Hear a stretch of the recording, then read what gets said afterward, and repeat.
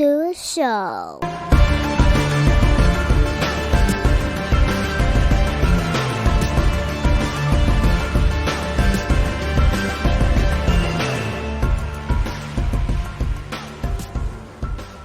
What's up, everybody? Welcome back to another episode of Off the Match Podcast. And you guys know it's Off the Match. You guys listen to it. So I don't know why I keep introducing it just as Off the Match Podcast, but welcome back to the podcast. And this week on the podcast, I'm going to welcome a new guest to the show. Again, I always kind of have repeating guests, just for good, fun conversation. I like to bring on new people just to meet new people as well. So to the podcast, I'm going to welcome mother, wife, scientist, BJJ student, and self-defense instructor, Ms. Lindsey Hedlund.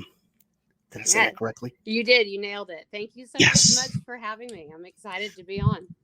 Well, thank you for making the time to do this. It's always exciting when you have someone new to come on and just, especially in the jiu-jitsu and self-defense arena. So anytime, you all as guests make the time to sit and talk with me, I'm always appreciative. So thank you.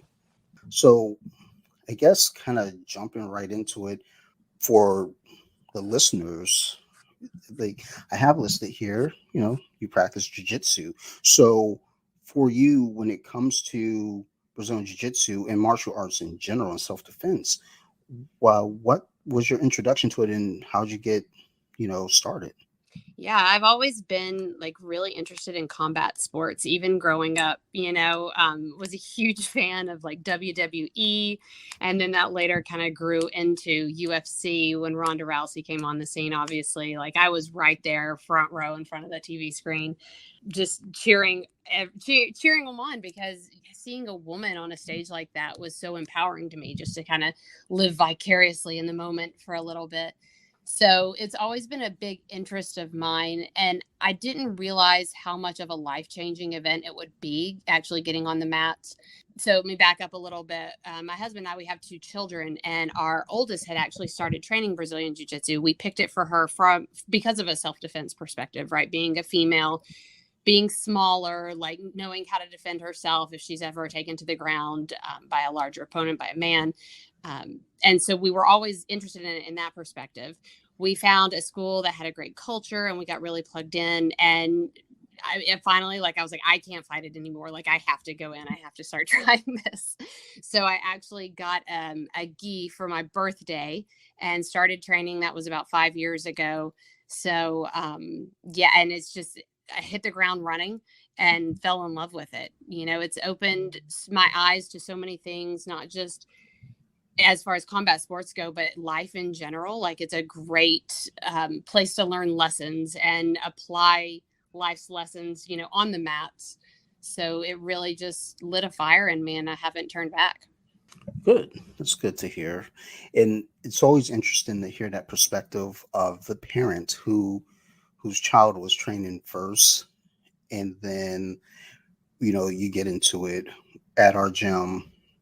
We would have, similar situations where we'd have a kid training, and the way it used to be set up, the parents were kind of right there on the mat, on the edge of the mat. Yeah, that's how we were. Mm-hmm.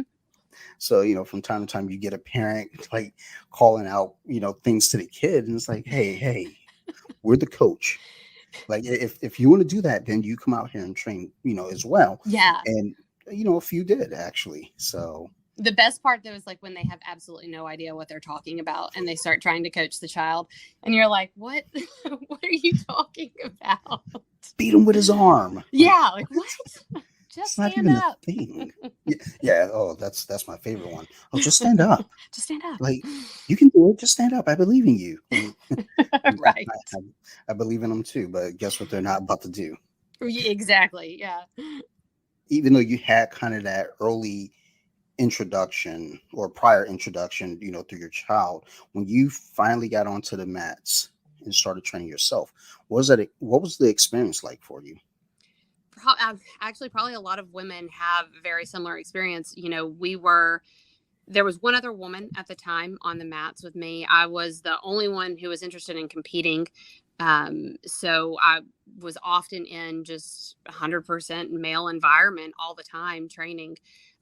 Always outweighed, always out muscled, and it's definitely a struggle for a woman. I've had this conversation with I don't know how many girls now coming up through the ranks where for women, I think especially, or even just smaller grapplers in general, it takes longer to see progression because your technique has to be 100% clean in order to be successful against someone who's bigger and stronger, right? So you may not see that progress until like once you finally have that technique locked down, and then it clicks and then you start to see success. So it can be very frustrating and very just like it really weighs you down after a while. You have to be determined, like put your head down, stay in the fight, have goals that you're looking to reach, because otherwise the day in day out of just basically getting your butt whooped, it can take a toll on you.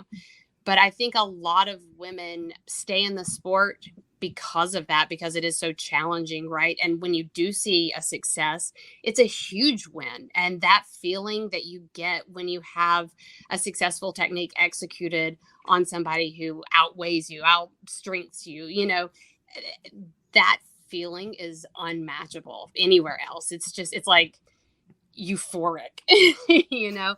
So it's moments like that that keep me coming back for more. You just, until you experience it, you can't explain it. Sure. It's I'm always curious to know just that, when you enter a gym and you're one of maybe two females, if not the only one, Hmm. just that challenge that comes along with that. At my previous gym, well, I guess it's still my gym, but under new it's under new ownership. But when I first started training, I'd see the stray female, one or two The every so stray female. often. And yeah, it was like you see them, they show up to one class, Yeah. and you can tell, they're part of the culture. Everyone knows them, and it's like, oh, okay, they do belong here. And then you don't see them again for like, a couple weeks, and then a different one comes in. It's like, oh, it's weird. Why don't they come in together? Like that would match up. And these women were tough. It wasn't Hmm. like, oh, they should only roll with other females. No, they would come in there and wipe the Yeah. mat with most of the dudes. So it was good to see. It is nice. And it's like you said, that stray female that wanders in, because I've had a lot of people reach out to me and, ask about building their women's program. And it's when you have an environment when that stray female, I love that term, that's great, is treated as an equal and with respect, and it's not weird because she's the only girl here, you know what I mean? And we treat her like any other fighter because she has just as much worth and as much value on the mat, even though she might be smaller than us or she might not have trained as long as us. When she comes in being treated as an equal and not as like some weird unicorn, you know, with kid and handled with kid gloves, I think that goes a long way to really help not only build up her confidence and keep her coming back, so she feels like she's part of the team and part of the community, but it also helps build your program because you're going to start attracting more and more people like that, more and more women who are looking for an environment like that. So it helps both the woman and the school when you can foster an environment that's just so welcoming and inclusive of having females on the mat. Yeah, I think that's extremely important that you have that momentum, because Absolutely. if you have a female that shows up and then she's like, well, look, I'm the smallest one here, I don't really feel like you know I'm gaining anything here. They leave, and then another one comes along, and Hmm. it's business as usual. There was a gym that I did a trial at uh, many years ago, and I've mentioned it on here a few different times where I went in as a dude, like who was athletic and in shape, and it didn't feel like a welcoming environment even for myself. Oh And I was like, man.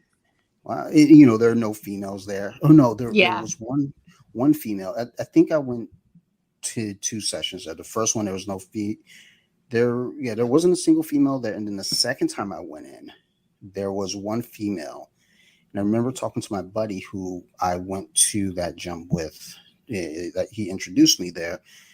And, I like I mentioned the one female there. And, looking back on it now, this guy and I, we don't, jive anymore, just difference of views. But he was like, yeah, I don't roll with females. Mm, And in my head, I'm just thinking, well, I mean, that's not welcoming to females to your gym. right. So, and I know, yeah, that's his own personal opinion, whether it be because, whatever. I had my suspicions as to what it may have been, but I don't know. Yeah, and Like, there are some valid ones. I did have a guy who declined to roll with me based on his religious beliefs. And I was like, that's sure. fine. Like, 100% get that and respect Hmm. that. That's no problem. I've had guys decline rolls because I don't want to hurt a girl. And that's when I'm like, oh, screw this. Like, it's on now. You know what I mean? So you hear all sorts of reasons for why guys don't want to train with girls. It's just a really interesting perspective because I obviously have the female perspective, and that there are certain guys that I don't necessarily want to roll with because they're going to like muscle everything. They're going to be very Yeah. violent. They're aggressive. So we all have our own perspectives, but especially as a gym owner, taking into account, does everybody feel that way about her? Is she going to come in here and not be able to roll or train with anybody? Because you've just, I mean, then cut her out of your target market, right? You're not going to be Yeah. able to approach any females at that point. You just I cut will, your school list by 50%. Congratulations. I will say early on for myself, I felt that not like I didn't feel like I don't want to roll with a female because it's a female. I knew at the time that I was spazzy, and I like I so That was me. I was the most spastic white belt in the world. It was awful. it's weird because I was spastic, but I was also, there was control there, but there was still kind of that momentary like muscle through, Yeah, and yeah. like, oh no, that's their shoulder.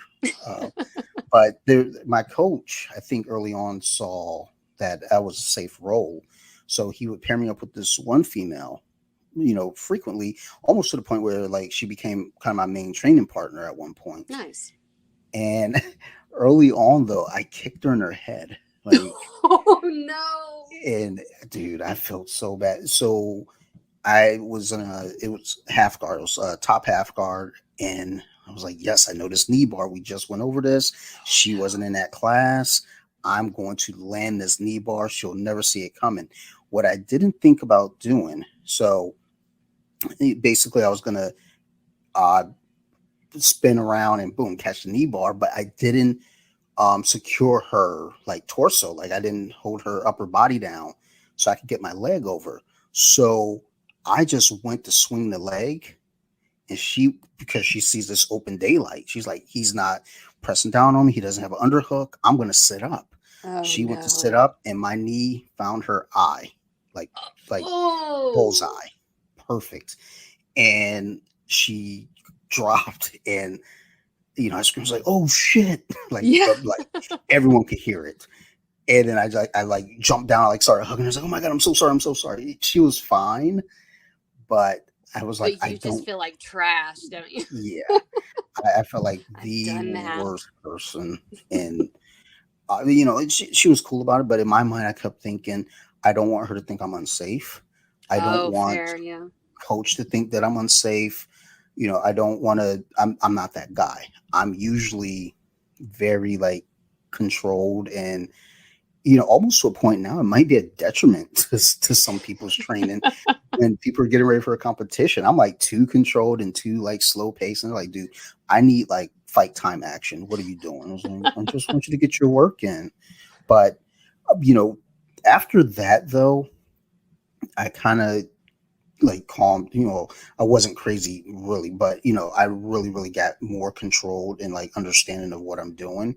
Yeah. And whenever we had anyone new coming to the gym, even if it was a female, my coach would send me over to them like, look, work with Dante. He's going to show you some of the basics, and you know get you through it. And I took that role very seriously because I felt like I'm your first point of contact on these mats. So I want you to be able to have a good time, understand what's going on, because I want you to feel like you want to return. So, Yeah. Good for you, because like that, I call him like the big brother.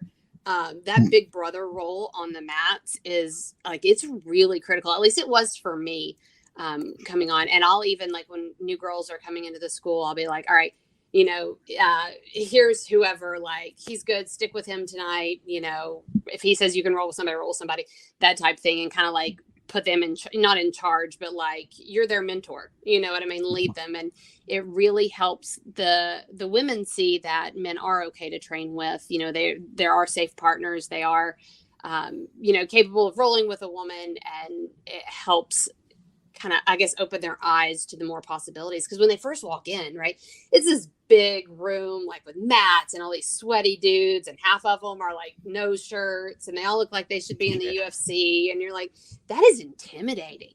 Like, holy cow. I mean, thankfully, like, I walked in, to a very family friendly environment, and my daughter, like I said, had trained first, so I knew all these people. I knew their families, knew their wives, I knew their kids.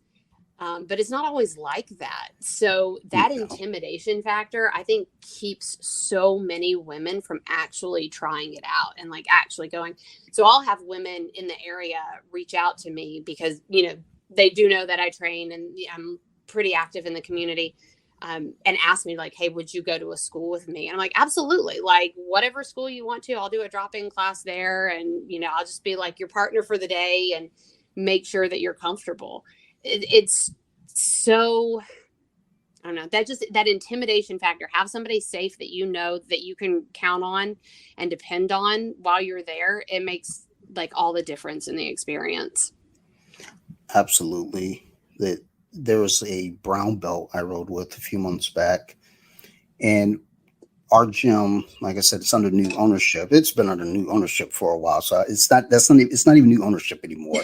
It, it's like we're combined with another gym in our area now, and I'm in between two locations, so I'm 15 minutes from two spots. And my main spot, I haven't been there just because of scheduling, so I've been training at a different location on Wednesday mornings. So I'm still kind of the new guy there a little bit. People don't recognize me. So there's a brown belt, female brown belt. She had come in. It was a holiday, so she's off. She's in there on the Wednesday morning with us, and as we're rotating around, getting new partners, she goes, "All right, Dante, come on, don't be spazzy." And my coach, and this made me feel good to hear my coach say, he was like, "What? Dante be spazzy? He's one of the safest guys you're gonna roll with." And that made me feel like, dude, like, I thank love you. it. So, and then she proceeded to just smother me. It was, oh my god. Like, I learned things in that 6 minute roll with her that will stick with me for life. And I've been training for, I don't what my daughter's going to be 7, so about 7 or 8 years or so. So, just kind of taking note from the way that, she left no space when she got my back. It was like, when you get out of a pool and, like your clothes are like just suction to you. That's how she was on my back. And I was like, I'm just thinking to myself, it's like, dude, like, when's the timer gonna go off? Because like, I don't like this, but it was a learning experience, and for me, like I said, when I'm in there, I want to try to help the team, even though I don't compete. I want to be able to make sure I'm giving you the look you need while rolling, or if you need something to work on. And clearly, she was working, and I was just like, dude, like I feel a little scared because and she was small. It wasn't like someone that was close to my height or anything. She was a tiny, tiny human, and I was like, this is just I've never experienced anything like this. And her technique was like on point everywhere, wasn't it?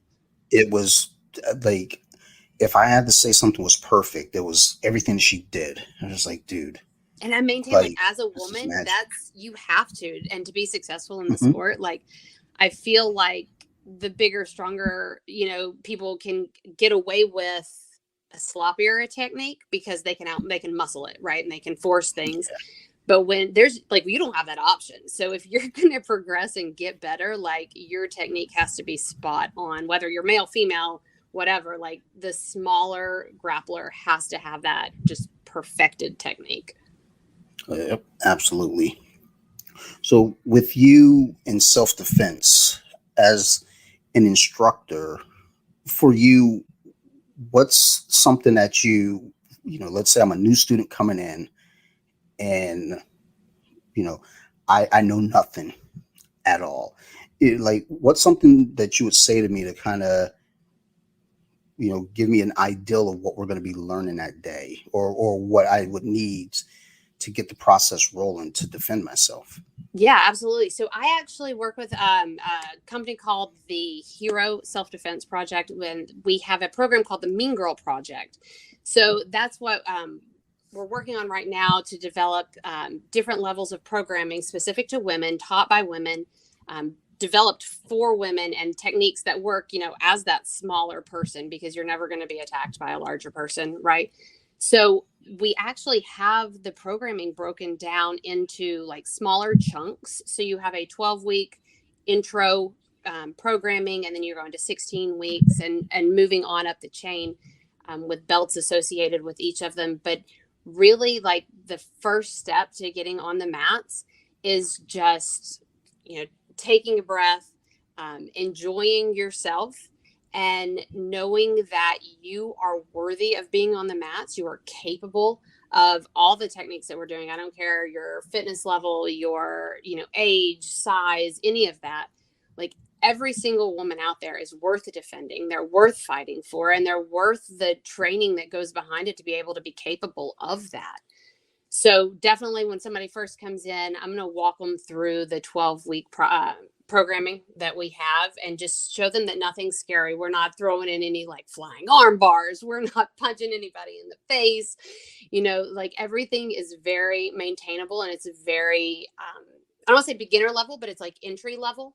Right. So, and you're going to build on that as the program grows and builds on itself. So you have that constant training, because we see so many self-defense seminars, and I'm a huge fan of self-defense seminars, because I feel like that's where the spark really happens in women, and they're like, oh, I need to be training this. But it's that recurring training, that developing muscle memory week after week, time after time, of being on the mats and drilling the same technique, that's really going to come through for you in a time of crisis, when it's fight or flight, and the rubber hits the road and you've got to fight for your life.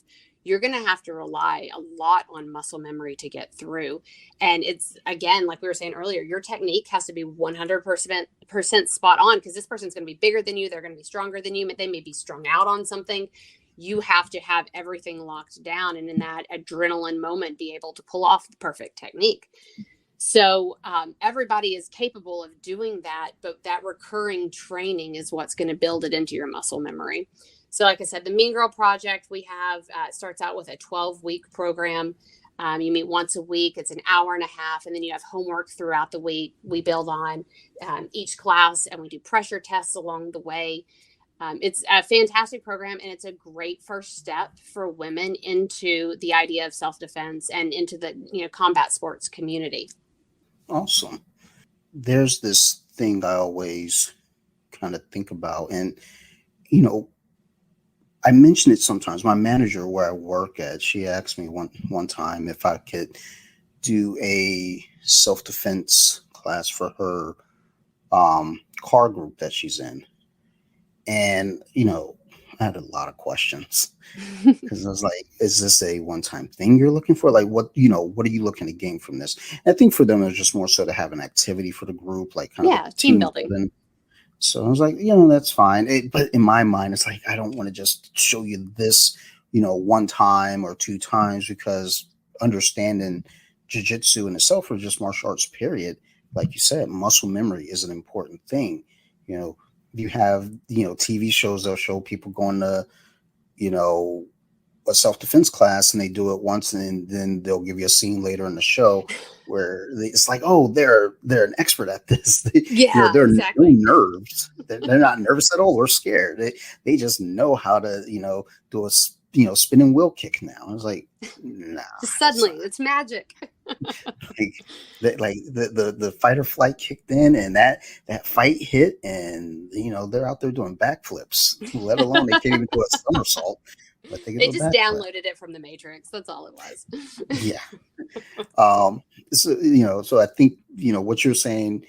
I always feel like it's very important about the muscle memory and having it be a consistent thing versus you go to 2 or 3 classes and think oh, I can do this now.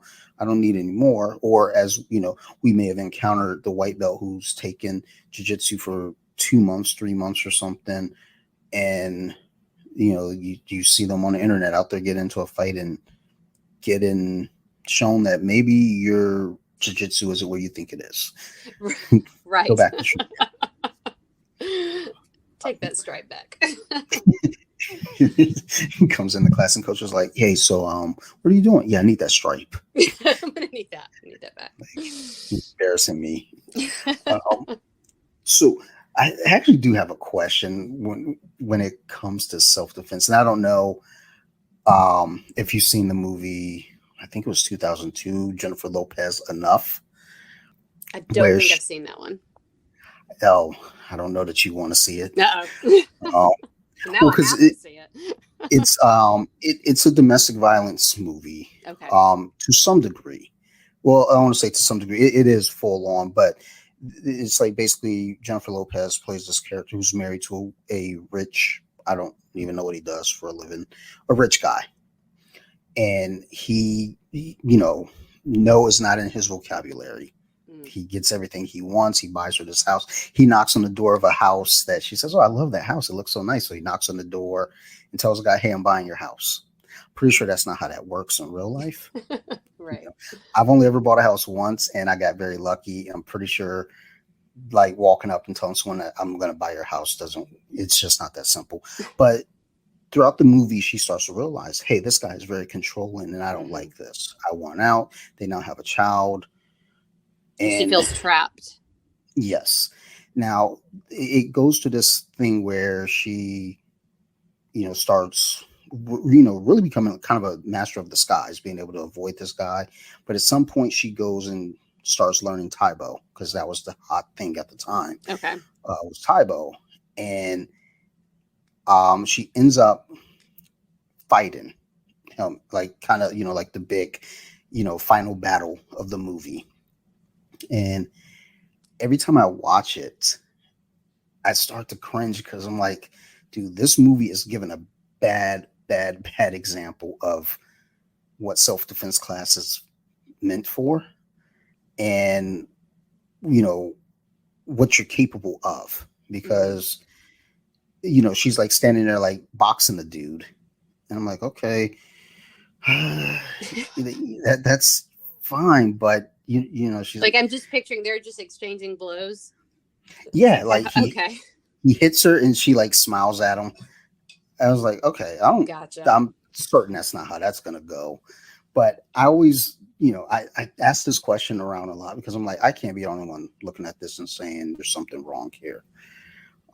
Especially again when it paints this picture of self-defense. Oh, like you'll just go out there and you'll be able to stand up and box with the guy now. And if he throws you off the banister, you'll land on something and instead of being hurt, you'll roll under something and then move on to your next trap that you set in his apartment. Oh, wow. For him. Yeah, my buddy watched it recently because we do another show and that was his movie he wanted to talk about.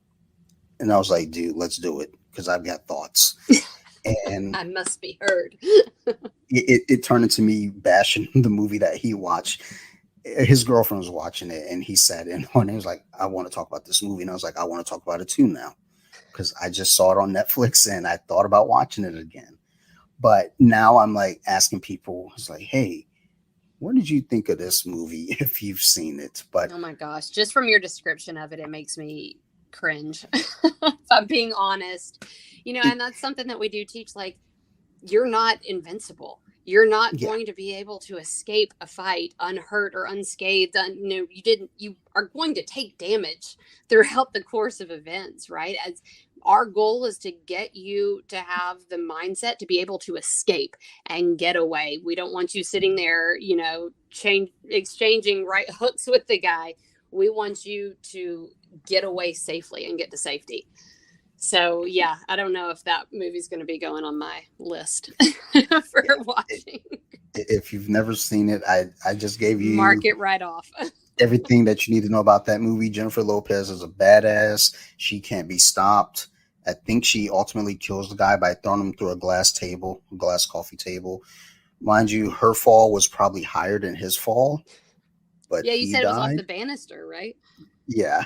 I mean, I I, can break fall pretty well, but I don't know about off a banister roll into yeah. the next set. But I just said to my wife the other day, I talked to a friend I hadn't talked to in a long time, and we were going to talk about movies on an episode of the podcast. And he was like, I stopped watching movies. I was like, really? He was like, yeah, it's just everything's so fake and da da da. And since he's mentioned that, everything I watch now, it's like I'm tainted.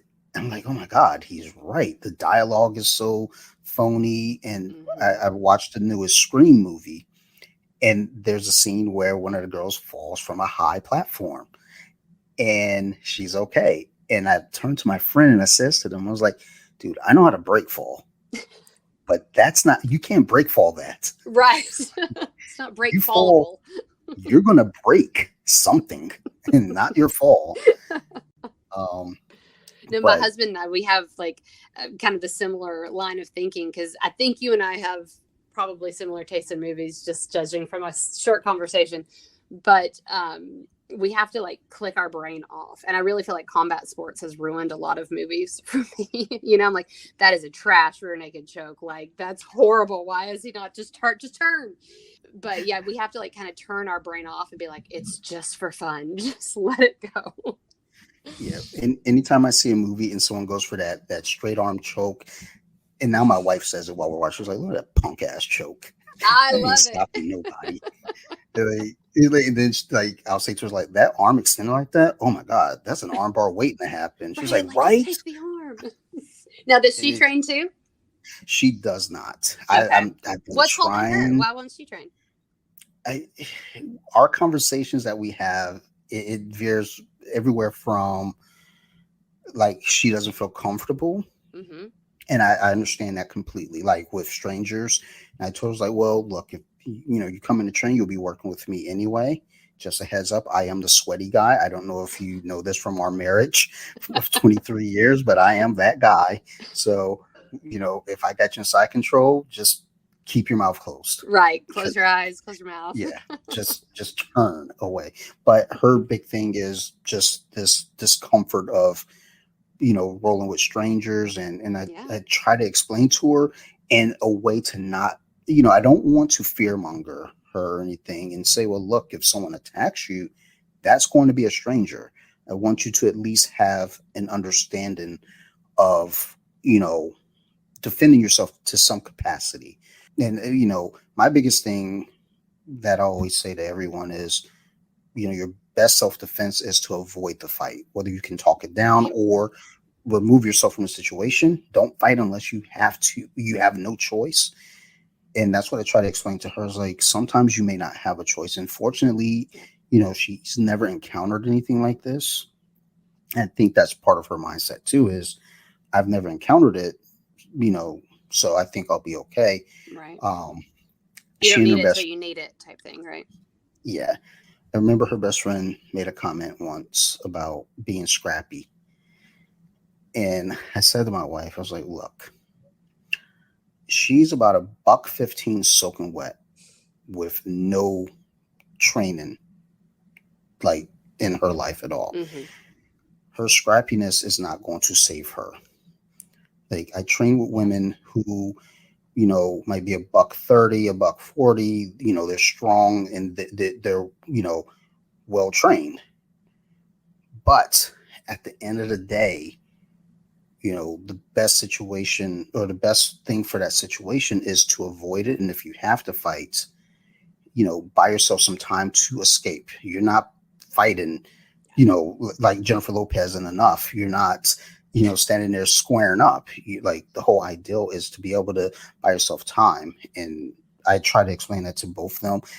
For all the the little ones and everything is like, look, we need to get our kids training. And again, just in the ideal of self defense, Mm-hmm.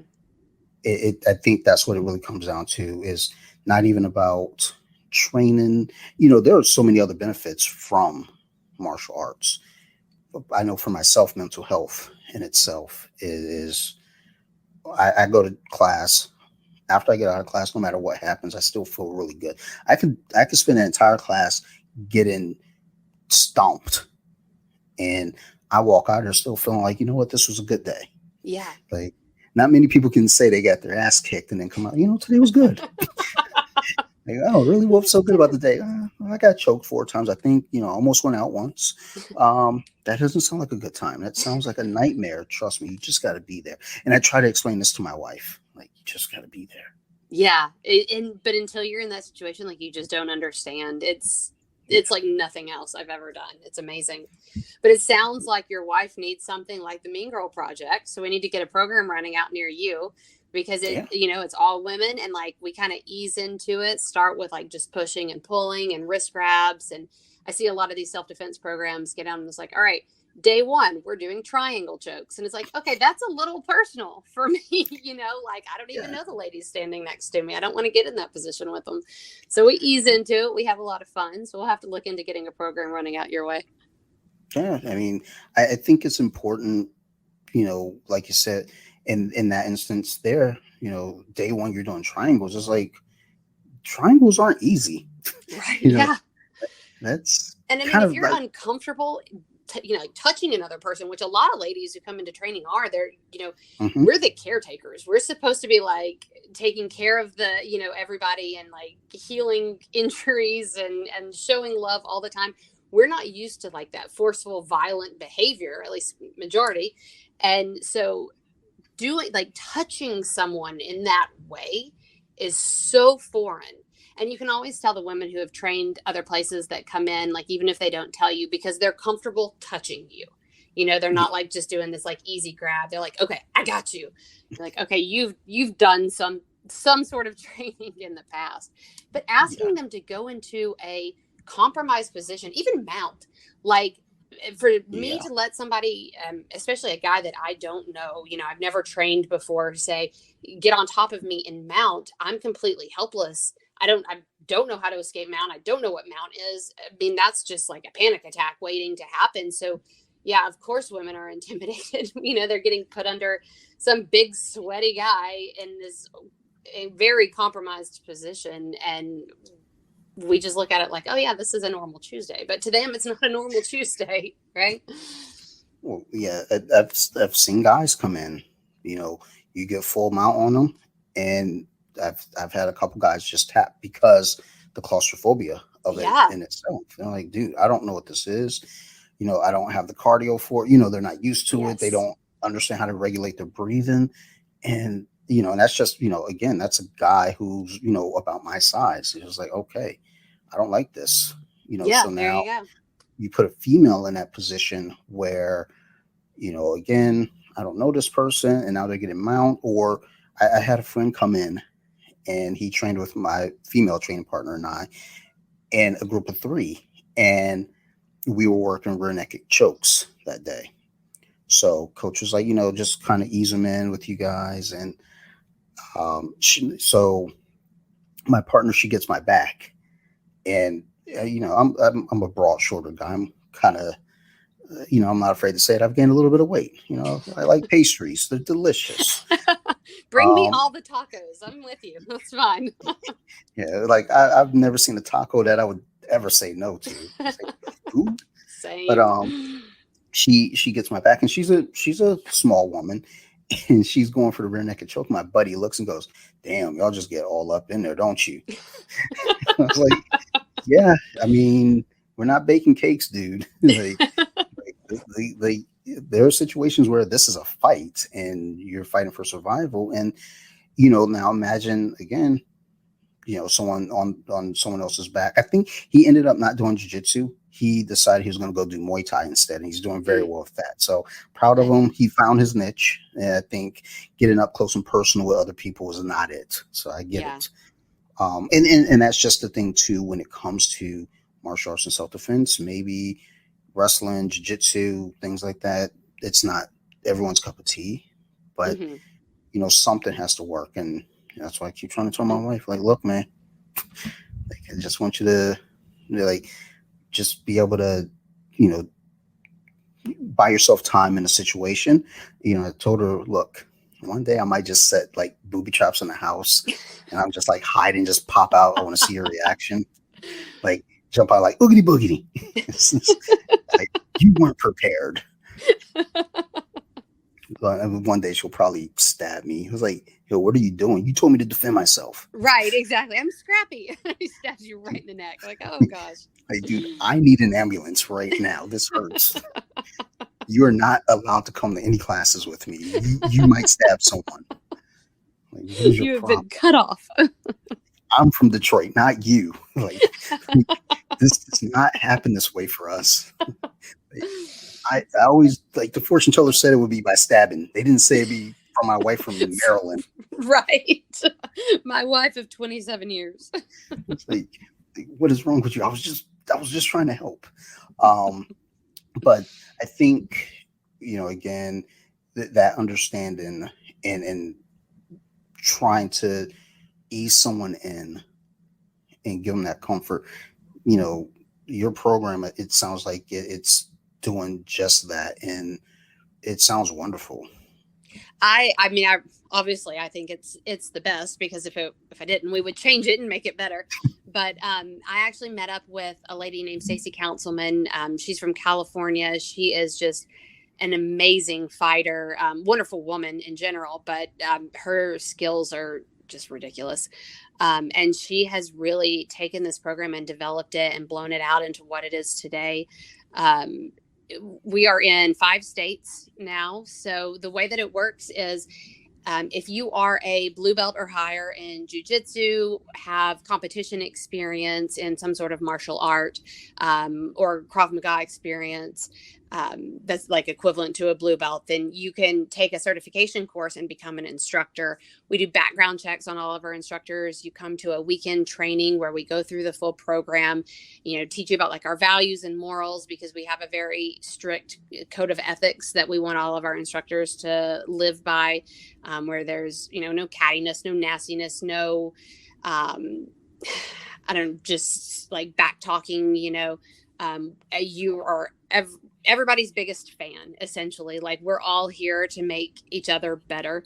And so we don't want any of that negativity to infiltrate our community. So you sit through the training and you go through some of the programming and the seminars, get involved with Warrior Forged Project, which is a nonprofit that goes around and does self-defense training for communities. And you can get certified to be an instructor. So then you can have your own Mean Girl classes at your school, whatever affiliation you are, as long as the school approves it. You can host them in a CrossFit gym. You can host them at a YMCA, wherever you want to have them. And take self-defense out to the ladies, kind of meet them where they are, because if they don't want to come into a jiu-jitsu school full of sweaty guys, maybe you can meet them, I don't know, at church rec center, or like I said, at a gym somewhere. We've had a lot of interest from functional fitness gyms, CrossFit style gyms, for hosting programs there too. So yeah, if any ladies that are out there listening, if they want to get on involved in instructing and hosting their own classes, get a good side hustle going, definitely check out Mean Girl Project. I'll make sure once we wrap and everything to get more info and Awesome. put some links in the show notes and everything. So Appreciate that. it sounds like, I mean, again, being in multiple states is one thing to just have a program in itself, but to now span from one state to the other and really build that brand and have a legitimate base for people to kind of rely on. I think that's extremely important. And I can imagine there's some difficulty, challenges that come along with it, just, in Oh, for itself. sure. Yeah. But, And trying still, to control the community, because we want to make sure that we have like a high caliber of instructor, and we have like the type of person who is our instructor, like I said, meets that high code of ethics and those morals that we have.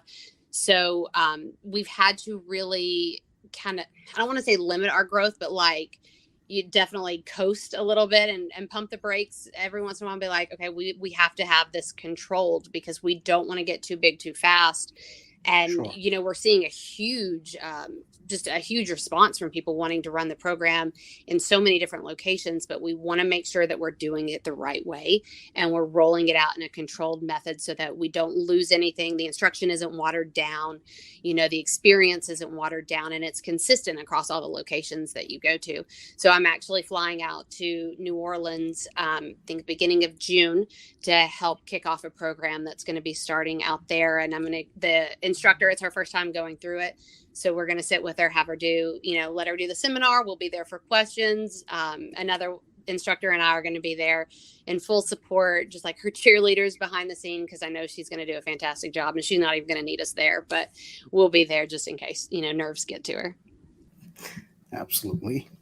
One thing I was thinking about too, as I, saw again on your Instagram, scientist. And I guess my first question is, what kind of scientist?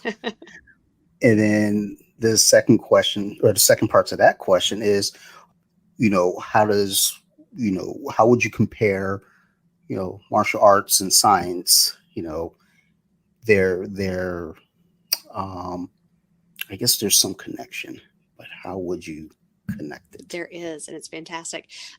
So I actually have a degree in biochemistry and cellular and molecular biology.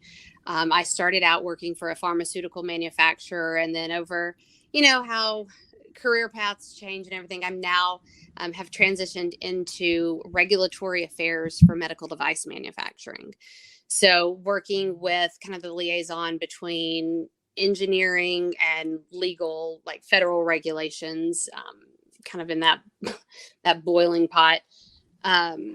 So that's what type of scientist, I guess, to answer your question there. But for me, especially, I'm so I guess I have a traditional like scientist mind. So I have to see cause and effect. I have to see angles. I need to see why, one technique works versus like any little nuances that may change that may throw it off. And then I'm going to run it as almost like an experiment when I go into live roles. And, I have like a whole method to my madness. There's a protocol that I follow when I'm trying. So I sound like such a nerd. When I'm trying to implement like a new move and who I try it on first. And like once I'm successful there, then I'm going to try it on the next person or the next level. And, I have all the ladies in my gym are now like, where do I rank in her protocol? But I have like a series of people that I'm going to go through until I'm like, okay, this technique is locked and loaded. Like it's time to throw it in the arsenal and just pull it out, like whenever I can. So for me, understanding the angles behind everything, the why behind everything, and then the implementation of it as far as like a sequential steps and processes. And once I feel like I actually have it, wrapped up and I understand it, I'm not going to say I have it perfected because Lord knows, just I will give you my professor's number. He will vehemently tell you that I have nothing perfected.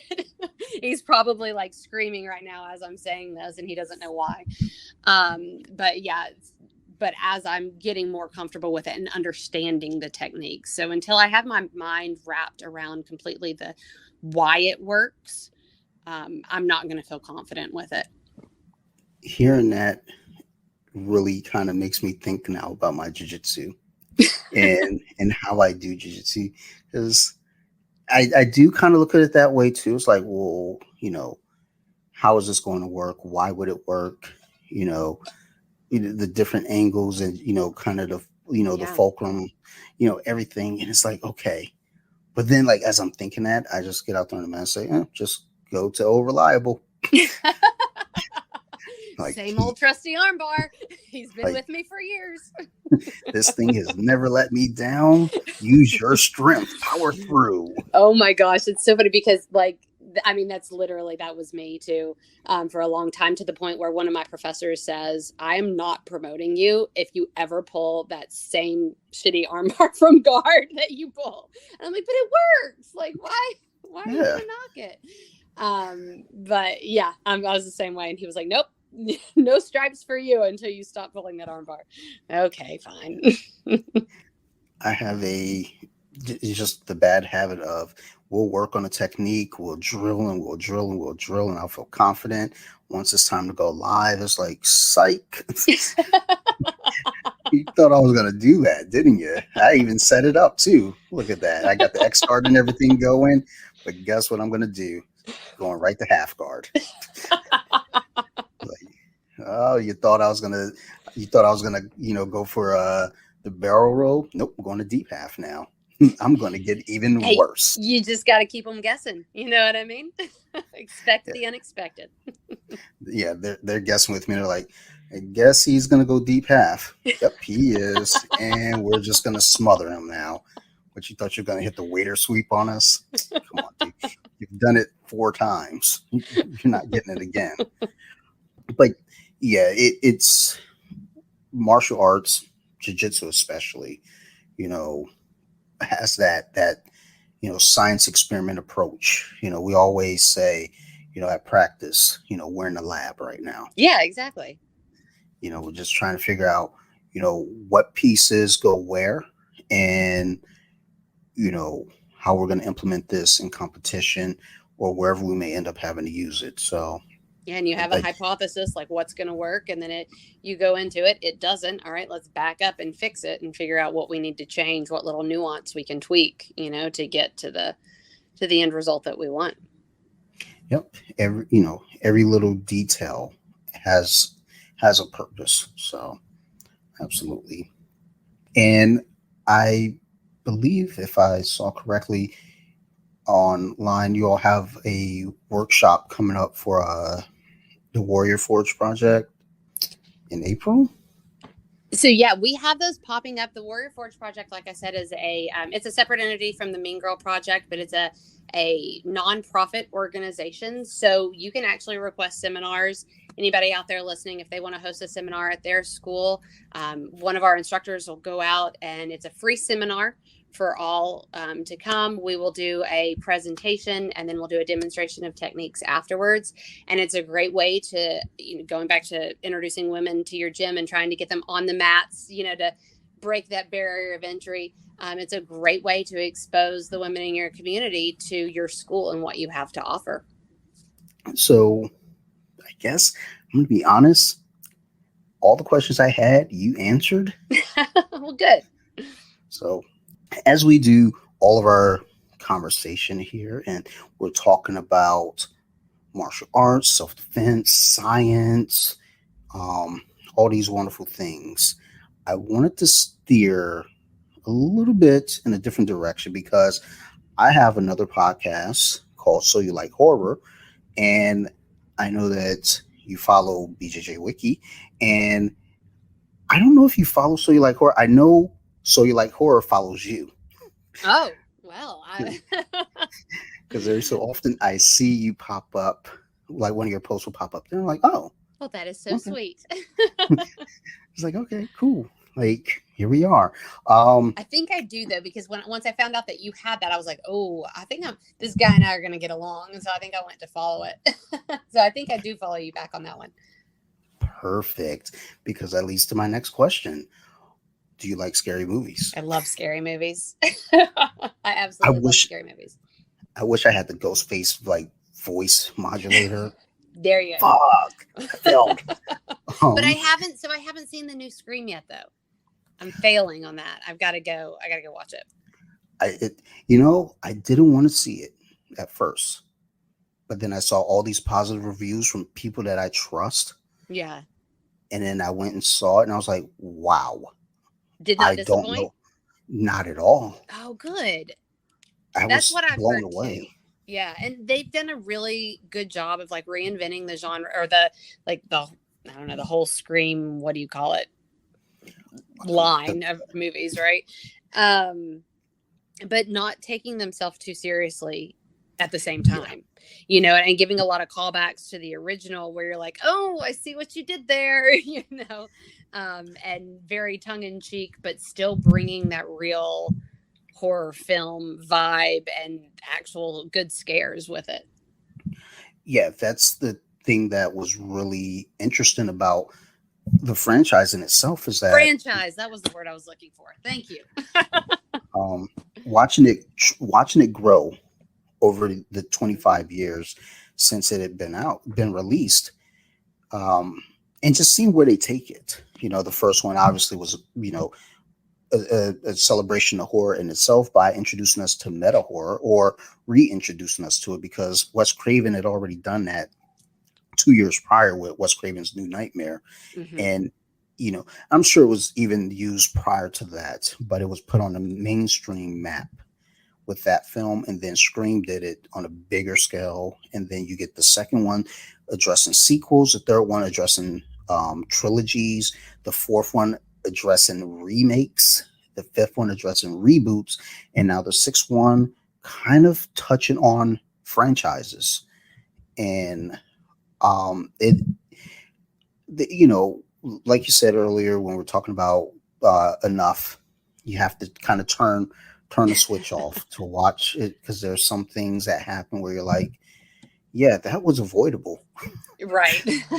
You didn't need to do that. You could have just if you would have made a left and went to Dwayne Reed and instead of going to that bodega over there, you would have been you would have avoided Ghostface altogether. Um, but with scary movies, what is your favorite scary movie? Oh my gosh. I don't know if I can actually answer that because there's so many different genres that I like and types of scary movies. I'm trying to think, there was one that we watched recently that was so good and I'm blanking on the name of it. I don't know, but like I always love a good like demonic possession movie. Those always just scare the crap out of me. And then the traditional horror where you have like the slash murders, Yeah. I'm good. I'm really good with all of it. And you'll probably know the name of it. I know there's like three of them that are coming out, and it's this old group of it's like a film producer, and they're going to make Yep. X, inappropriate movies. X, Pearl, and Maxine. That's it. So we just watched I think two of those, and we haven't seen the third one yet, and that was really good. I was impressed with how they handled a lot of things in that. So that's probably the most recent one that I've watched. I haven't seen Pearl yet. I'm going to. I'm waiting for because Maxine has not come out. I think what they were trying Yes. to do is they're trying to drop the full trilogy in 2022, but I guess there was some hold up. So Maxine should be out this summer or fall, I Oh, believe. okay. And then I want to watch it and then do an episode on it on the full set. There you go. That's So that's how I you function. haven't seen Pearl, but have you seen the first one? Yep, Okay. Okay. I actually just watched it again recently because I don't know if people know this about me, but I like to put on horror movies before I go to bed, and There's I can something go to sleep. really wrong with you. Yeah. Well, hey, I'm a kid from Detroit. If you were born in Detroit, there's nothing right with anyone from there except for maybe a couple people. Actually, I just realized before my wife left for work, she left the closet door open. I specifically said, "Hey, could you close the closet door?" Because the way that I'm sitting, I'm trapped under a lap desk, a laptop, a microphone, and all these wires. So if some shit goes down, You're screwed. I won't be in the sequel, sadly. Um, Oh, but you know another one that was good. Speaking of your computer and your laptop, and I'm so mm, bad with names. Like, you and I have talked a little bit about like my battle with Lyme and everything, and the brain fog is very real. The memory loss is very real. But there is a movie and it's all done online, and like the kids are typing back and forth to each other, and they're on webcams. I It think was that sounds so like good. so. There's three that I'm aware of.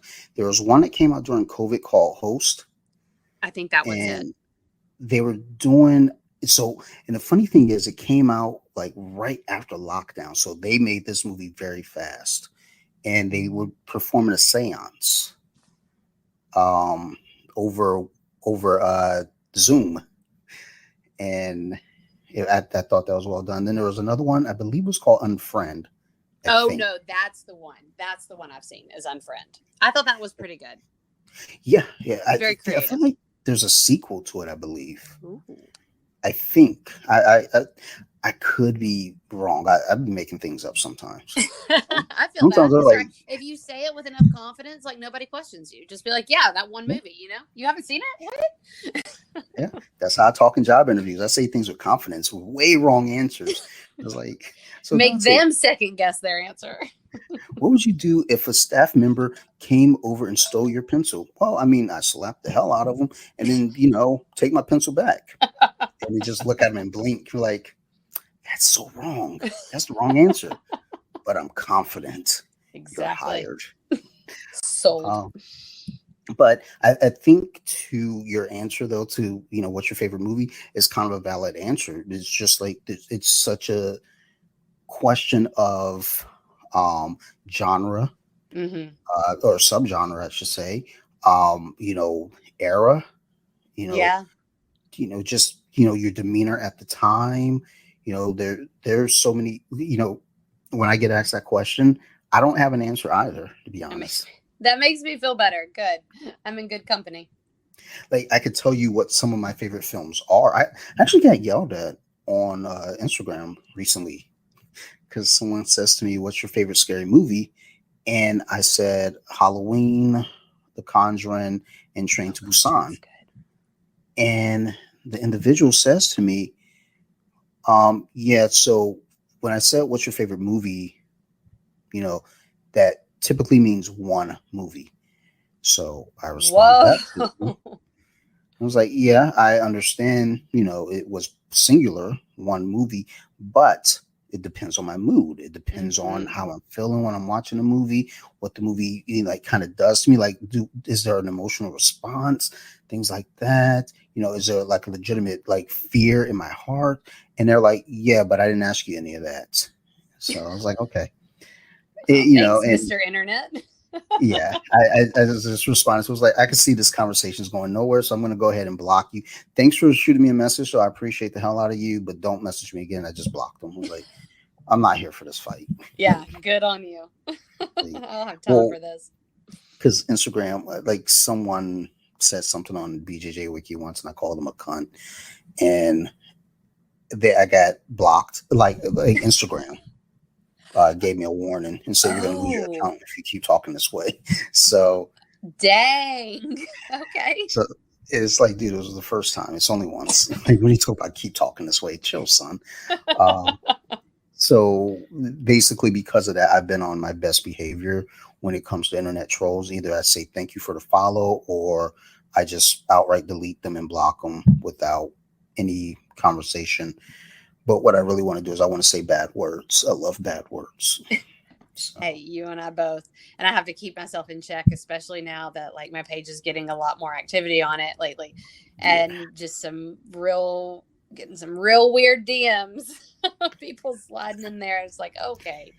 And you want to say something, but I'm like, I'm just gonna, just handle It's only going to get this. weirder. Yeah, stay on the high road. Oh, great. Yeah. I like when I first started off, it was weird already, but also people didn't know if I was male or female, so it got really weird. And then once I let them know, hey, I'm a guy, like please stop. Then Oh, then it started to kind of die down. But then every so often it get like someone just sent me a question. It says, "Hey, you got any more posts about cats?" And I didn't know what? how to respond. I left it alone. I was like, I don't have an answer for you because I'm not sure what you're talking about. Right. And then like I saw that they commented on a post. And I was like, okay, this is someone just trolling. They want my attention and I'm not gonna play the game. So Yeah. just a heads up, it's going to get weirder before it gets less weird. Oh, great, great. Now, and I'm already like, I get very, I don't want to use the word triggered, but I get very upset when I see like there'll be an instructional video or something on a technique, and there'll be a girl as the training partner or even a girl giving the instructional, and then you go in the comments and it's just like all these things about being in that position with her and this and Mm-hmm. that. And I'm just like, oh my gosh, people, like I have no words, and I want to go after all of them, just screaming and cussing, and I don't know. You can't fight it all, I know, but again, then you have women that are want to come train, but they go and look at these instructional videos and they see all these comments about how her ass looks in her spats or something, and she's like, I'm not going into a jiu-jitsu studio. I don't want to be treated like that with a bunch of people like that. And it's a crazy world that we live in. Yeah, my previous guest on episode 152, we specifically talked about that because he puts up technique videos, and the young lady in the videos with him, I get harassed because of their videos. So I can only imagine what they see, what happens to them. Yeah. Because, I had to actually turn the comments off on one of the posts because it was just getting so aggressive. I was like, okay, y'all need to chill. And then, one of the posts, people were making comments, females included. And I told them, because they're like, stop sexualizing jiu-jitsu. And I was like, well, first off, you're the one that's looking at, sexualization of this post. Like right there, that's an arm bar. Right. I'm looking at like how the knees are squeezed. I'm looking at where the wrist is. Now, the response back to me on that was like, you knew what your post when you posted. Was like, yes, I'm very aware that that's an attractive female. I'm not stupid, but also too, you all should be mature enough to be able to see past that. So I don't know. At the end of it all, like you say, you have people that come to these posts, and depending on what's going on in the comments, that could steer people away, and that's unfortunate. But at the end of the day, if you know why you're there and what you're here for, and you are legitimately training and looking to get a better understanding, then that's what you're there for. If you're there to troll, good on you for being a troll. And I don't have any good words for trolls. Thank you for the follow. yeah you have to follow me to make a comment, so that's what I tend to say is thanks for the follow. And only one person's fought that back. He hit me in the DMs and called me. He says, hey, I stopped following you there, you stupid cunt. And I was like, wow. Okay. Oh my gosh.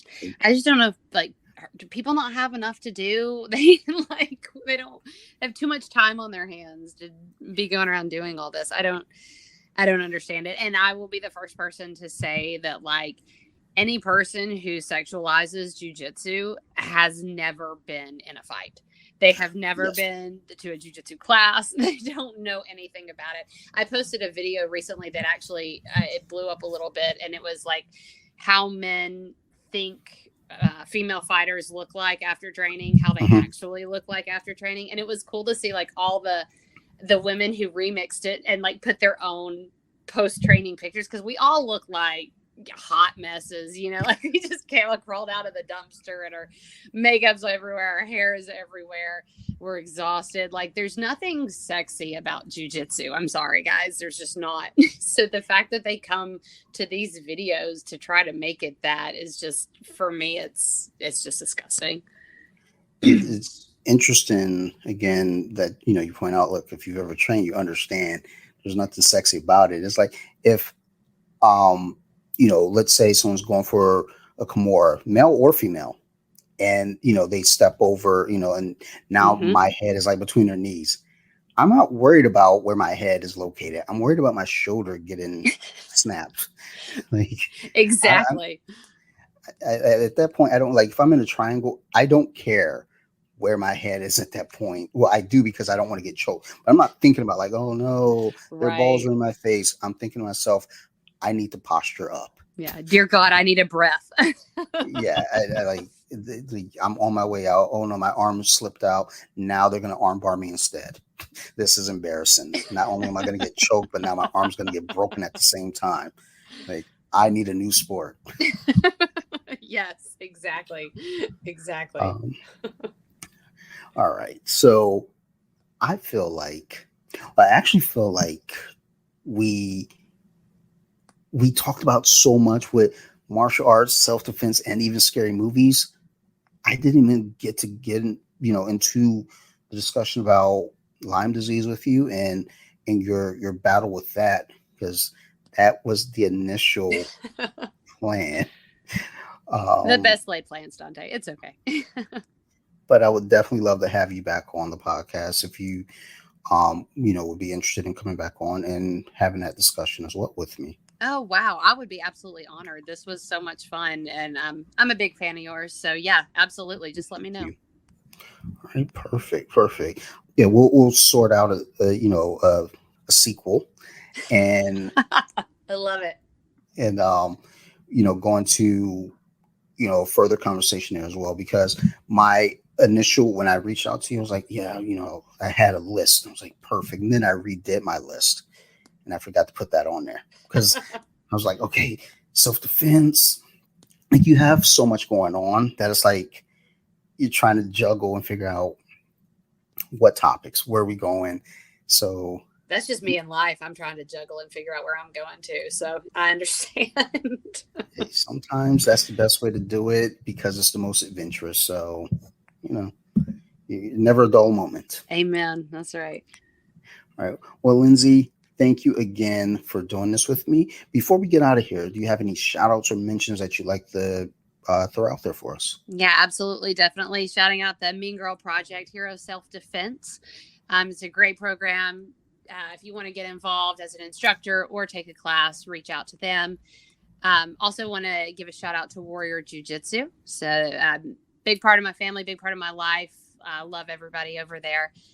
Strong Side family, and obviously my amazing husband and my two kids because they make everything possible for me.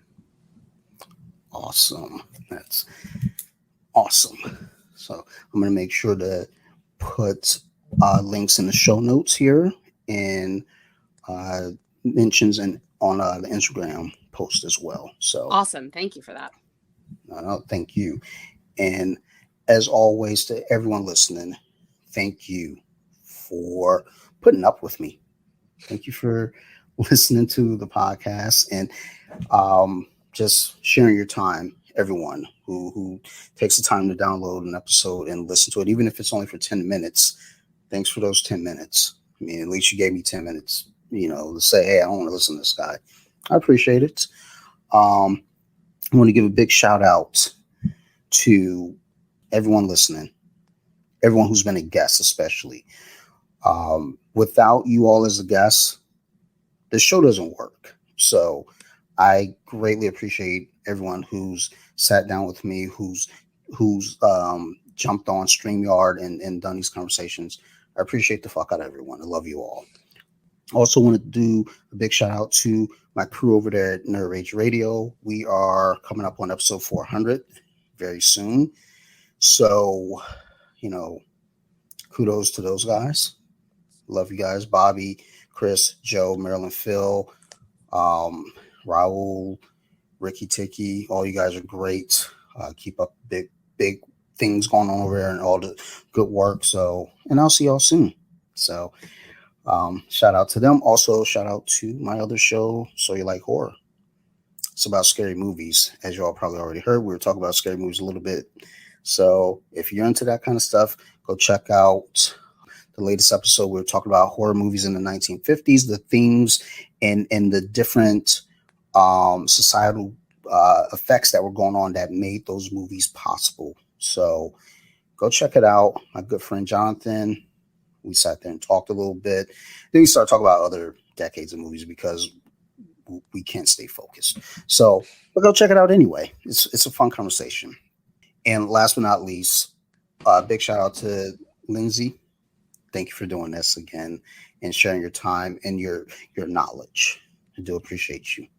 Thank you so much for having me. I appreciate you, and I had a blast. Good, good. That's what I want all the guests to understand and know is that when you come on this podcast, it is relaxing. We are a stress free zone. We don't, if you mess up, it's cool. If you stumble or stutter, it's cool. We don't fix it. So we have a good time at Off the Mats. So otherwise, I love you all. Thank you so much. You guys keep listening. I'm going to keep making these shows. Thank you, everyone, and goodbye.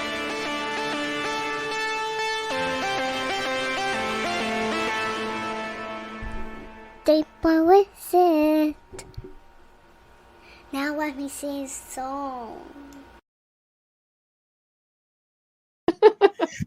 After about 10 minutes, we should be fine, but it's always this opening introduction. It's just like when you slap, bump, roll, right? Like that first one, you're just a little bit nervous.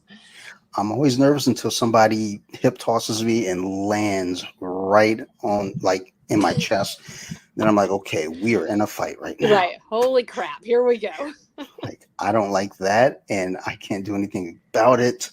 So just stop being nervous. All right.